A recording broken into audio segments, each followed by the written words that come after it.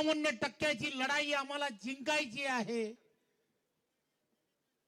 या संपूर्ण भावनेतून लढलेली ही निवडणूक खरं तर मी भारतीय जनता पार्टीच्या सर्व महाराष्ट्रातील असणारे सर्व मंत्री असतील,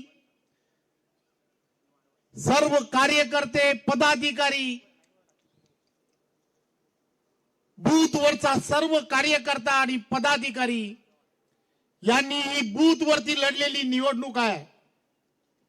त्यामुळे या बूथवरच्या निवडणुकीमध्ये हा जो विजय भारतीय जनता पार्टीला, भारतीय जनता पार्टीच्या असणाऱ्या पक्षाला आम्हाला मिळाला, त्याचं श्रेय कार्यकर्त्यांना आणि जनतेला आहे। जनतेने दिलेला आदरणीय पंतप्रधान नरेंद्र मोदीजी, आदरणीय देवेंद्रजी